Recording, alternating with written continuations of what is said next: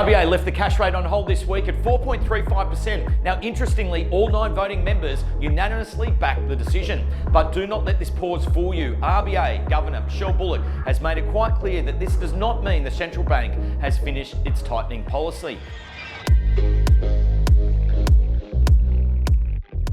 Inflation, it is still too high at 4.2%, and to quote her directly, if expectations of high cost growth get embedded into price and wage setting decisions across the economy, this would lead to even higher and more persistent inflation, and it would require even more tightening in monetary policy to get inflation under control. She is playing tough, but bond traders are not buying the bluff anymore. They have now shifted bets to only a 50% chance of another rate rise this year.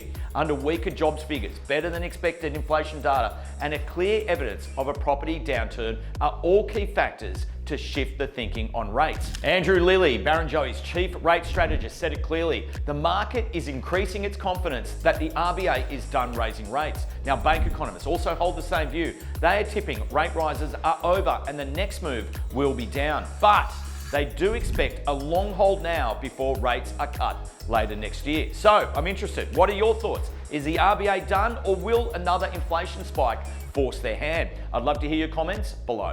Playing a massive role in holding the cash rate back this week is the property market downturn, and you'd have to be living under a rock if you did not have some sense of what is happening around the country right now. But it is Sydney and it is Melbourne that are experiencing the largest property price corrections. Now, look at Victoria. Major real estate agency Jellis Craig, operating in Melbourne's prime suburbs, says that their initial asking prices have fallen by up to 10% since April. Now, Cotality Research Director Tim Lawless has summed it up perfectly. If you have a look at where pricing was just a month ago versus where it is now, it is dramatically different, and vendors can obviously become quite disappointed with how quickly it has changed. Now, look at Sydney's final auction clearance rate from last week's SQM data. The headline number was a clearance rate at 35.37%. But let's look at the raw volume. 1,094 scheduled auctions, just 165 of those sold under the hammer. That means just 15% of every scheduled auction last week actually sold on the day. Now, buyer depth, it is thin. There is zero fear of missing out, and buyers, they are discerning and they're watching value closely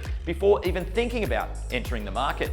While the auction market languishes at a record low level now for a sustained period of 13 weeks in a row, it is only natural that we see a shift in property values. But different sectors are experiencing different levels of adjustment. Cotality data reveals that it is the upper quartile, known as the family home market, that has been hardest hit. Now, Westpac's senior economist Matt Hayson has said that it is not unusual for the top quartile to feel the brunt of a downturn. He noted it runs hotter during the upward swings and gets hit harder during corrections. Now, the data suggests that the values for the upper quartile are down nearly 4% in Sydney in just a few months. But daily activity on the street, well, it tells a far more urgent story. It's interesting, the trophy home market is seeing massive adjustments. We're talking homes that are asking $70 million are now down to asking $50 million.